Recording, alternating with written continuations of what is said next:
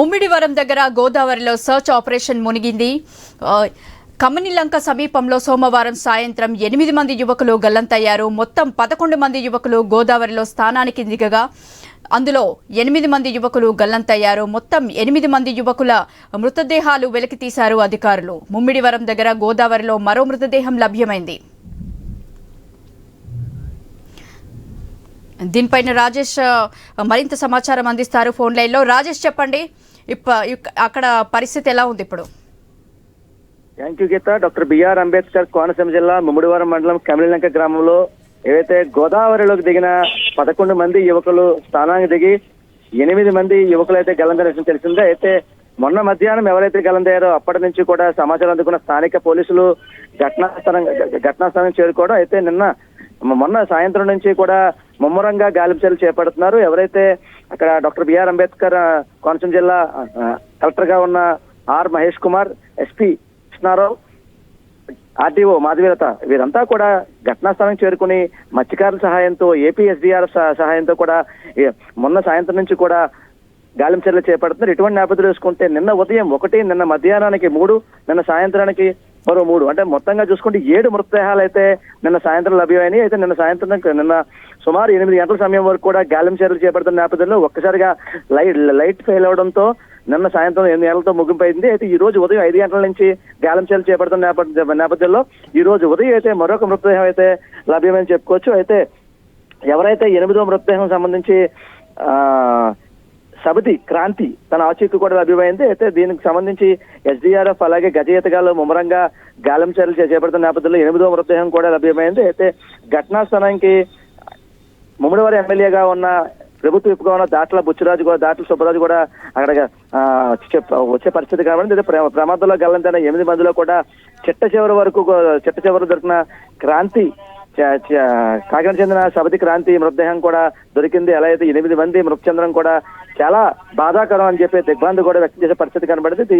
ఈ విషయంపై ముఖ్యమంత్రి చంద్రబాబు దృష్టికి కూడా తీసుకెళ్లామని చెప్పి, అలాగే జిల్లా ఎస్పీ కలెక్టర్తో కూడా మాట్లాడని చెప్పి ఎవరైతే ప్రభుత్వ దాటలు బుచ్చలొచ్చే పరిస్థితి కనబడింది. దీనికి సంబంధించి గల్లంతైన వారి కోసం కూడా వేగంగా స్పందించి 40 గంటల పాటు శ్రమించి మృతదేహాలు అయితే వెలికి తీసి వెంటనే పోస్ట్ మార్టం కూడా తరలించి అనంతరం కుటుంబ సభ్యులకి అప్పగించడంతో పోలీస్, రెవెన్యూ, ఎస్డీఆర్ఎఫ్ మంచి సేవలు అందించారని చెప్పి ఎవరైతే ప్రభుత్వ విప్పుగా ఉన్న సుబ్రాజ్ చెప్పే పరిస్థితి కనబడింది. అయితే గతంలో కూడా ఇలాగే చలాదివారి పాలనలో పడవ బోల్తా ఘటన చోటు చేసుకోగా పలువురు మృతి చెందారని చెప్పి మరలా అటువంటి ఘటన ఇప్పుడు ప్రస్తుతం చోటు చేసుకుని చెప్పి ఇలాంటి లంక గ్రామాలు ప్రజలు రాకపోకల కోసం వంతెన నిర్మాణం కూడా నిర్మించామని చెప్పి అయినా మరలా ఇటువంటి ఘటనలు చోటు చేసుకుని చాలా బాధాకరం చెప్పి ప్రభుత్వ దాట్ల బుచ్చలొచ్చే పరిస్థితి కనబడుతుంది. ప్రస్తుతం చూసుకున్నట్టయితే ఎవరైతే 8 మంది వీరంతా కూడా సరదాగా వీళ్ళని గోదావరిలోకి స్నానానికి వెళ్ళిన 11 మందిలో 8 మంది కూడా గల్లంతైన విషయం తెలిసిందే. అయితే 8 మందిలో నిన్న సాయంత్రానికి 7 మృతదేహాలు అయితే లభ్యమైనవి. మరొకరి కోసం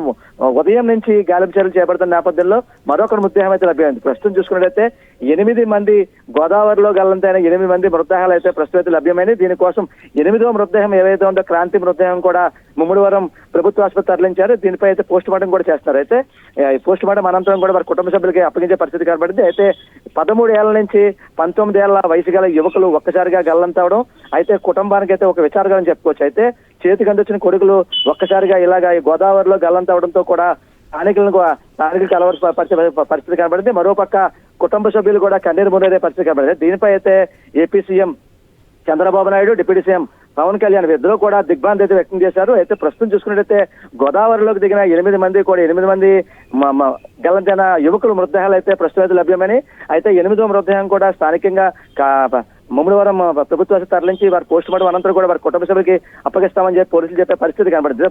ప్రస్తుతం చూసుకున్నట్టయితే 8 మంది మృతదేహాలు అయితే లభ్యమని, అయితే స్థానికంగా కూడా ఏవైతే కమల్లంక గ్రామంలో ఈ ఘటన చోటు చేసుకోవడంతో స్థానికులకి అలవాటుపరిచే పరిస్థితి కనబడింది. ప్రస్తుతం అక్కడ ఒక విచారకరణ ఘటన అయితే చోటు చేసుకోవడం చెప్పి చెప్పుకోవచ్చు గీత.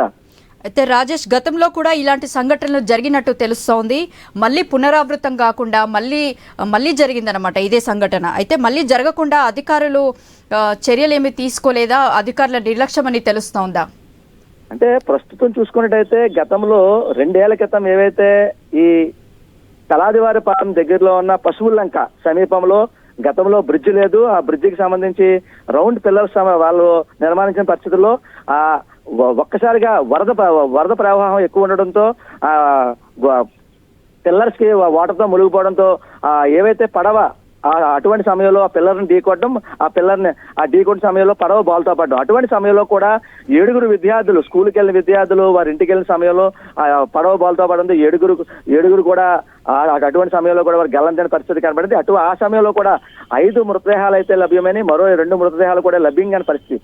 అప్పుడు కూడా అంటే దీనికి ప్రధాన కారణం ఒక్కసారి అంటే ప్రస్తుతం చూసుకున్నట్టయితే ఏవైతే అక్కడ అంటే ఇసుక తవ్వకాల వల్లే గోతులు పడిపోతాయి, దానివల్ల ఇటువంటి ఘటనలు జరుగుతాయని చెప్పి ఒక పక్క అక్కడ స్థానికులు చెప్తున్నారు. మరో పక్క అమావాస్య కావడంతో పోటు ఎక్కువ ఉండడంతో, గోదావరి ఎగువ దిగువ ఉండడంతో దానివల్ల కూడా ఒక ప్రవాహం అయితే ఎక్కువ ఉంటుంది. దానివల్ల కూడా ఈ 8 మంది యువకులు కూడా గల్లంతని చెప్తున్నారు. అయితే ఇప్పటికైనా అక్కడ ఇసుక తవ్వకాలు ఆపాలి, ఇసుక తవ్వకాల వల్ల ఇటువంటి ఘటనలు చోటు చేసుకుందని చెప్పి అక్కడ స్థానికులతో చెప్తున్నారు. అయితే ప్రస్తుతం చూసుకున్నట్టయితే ఏవైతే సలాదివారిపాలెం పశువుల్లంకలో ఘటన అంటే 2 సార్లు ఈ ఘటన చోటు చేసుకోవడంతో గతంలో చూసుకుంటే 7 మంది విద్యార్థులు మృతి చెందారు. ప్రస్తుతం అయితే 8 మంది మృతి పడ్డారు.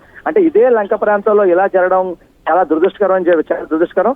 అయితే ఇప్పటికైనా దీనిపై అయితే అధికార యంత్రాంగం సరిగ్గా దృష్టి పెట్టి ఇటువంటి పునరావృతం కాకుండా సరైన చర్యలు తీసుకోవాలని చెప్పి స్థానికులు కోరే పరిస్థితి కనబడుతుంది. అయితే ప్రస్తుతం అంటే లంక ప్రాంతాల్లోనే 2 సంవత్సరాల్లో సుమారు 15 మంది యువకులు అంటే యువకులు 2 ఏళ్లలో ఇలాగ మృతి చెందడం చాలా బాధాకరం అని చెప్పి అక్కడ స్థానికులు చెప్పే పరిస్థితి కనబడుతుంది. అంటే దీనికి ప్రధాన కారణం లంక ప్రాంతాల్లో ఉన్న మట్టి ఏవైతే ఇసుక ఉందో ఇసుక తవ్వకాల వల్ల ఇటువంటి ఘటనలు చోటు చేసుకుంటాయని చెప్పి, అయితే ఇటువంటి ఇసుక తవ్వకాలు లేకుండా ఉంటే పునరావృతం అవ్వకుండా ఉంటాయని చెప్పి అధికారులు అయితే దీనిపై సరైన దృష్టి పెట్టాలని చెప్పి అక్కడ స్థానికులు అయితే కోరే పరిస్థితి కనబడుతుంది. అయితే 8 మంది మృత్యువాత పడడంతో కుటుంబ సభ్యులంతా కూడా కన్నీరు మునిరే పరిస్థితి కనబడని చెప్పి చెప్పుకోవచ్చు గీత. అయితే రాజేష్, మరి మృతుల కుటుంబాలకు ఎలాంటి సహాయ సహకారాలు అందించనున్నారు? అంటే ప్రధానంగా చూసుకుంటే ఎవరైతే ఉమ్మడివారు ఎమ్మెల్యేగా ఉన్న దాట్ల బుచ్చిరాజు ప్రభుత్వ విప్పుగా కూడా ఉన్నారు. ఆయన వారు చెప్పే అంటే ఈ ఘటన చోటు చేసుకోవడం స్థానికంగా అంటే ఈ లంక ప్రాంతాల్లో ఒక్కసారిగా ఈ ఘటన చోటు చేసుకోవడం చాలా బాధాకరం అని చెప్పి ఎవరైతే సీఎం గా ఉన్న చంద్రబాబు నాయుడు కూడా దృష్టికి తీసుకెళ్లాము. దీనిపై అంటే చంద్రబాబు నాయుడు రక్షణ చర్యలు అంటే అందించాలని చెప్పి వారు చెప్పడం జరిగింది. అలాగే మేము ఎస్డీఆర్ బృందాలు అలాగే గజేతగల సహాయంతో కూడా 8 మృతదేహాలు కూడా వెలికి తీసామని చెప్పి ఎవరైతే మా ఎమ్మెల్యేగా ఉన్న దాంట్లో బుచ్చిలో చెప్పారు. దీనికి సంబంధించి అంటే ప్రభుత్వం నుంచి ఎటువంటి సహాయ సహకారాలు అందించడానికి అయితే పూర్తిగా అయితే ప్రభుత్వ పరంగా ఆదుకుంటామని చెప్పి ఓ పక్క బుచ్చిరాజు చెప్తున్నారు. అయితే దీనికి సంబంధించి ప్రభుత్వానికి సంబంధించి ఎవరైతే ముఖ్యమంత్రిగా ఉన్న చంద్రబాబు నాయుడు దృష్టికి కూడా తీసుకెళ్లామని చెప్పి, అలాగే డిప్యూటీ సీఎం పవన్ కళ్యాణ్ దృష్టికి కూడా తీసుకెళ్ళని చెప్పి, అంటే వారికి ప్రభుత్వం నుంచి ఎటువంటి సహాయ సహకారాలు అంతే దానికి పూర్తిగా అందించే బాధ్యత కూడా నుంచి తీసుకుంటామని చెప్పి అక్కడ ఎమ్మెల్యేగా ఉన్న దాంట్లో బుచ్చిరాజు చెప్పే పరిస్థితి కనబడుతుంది. Thank you Rajesh.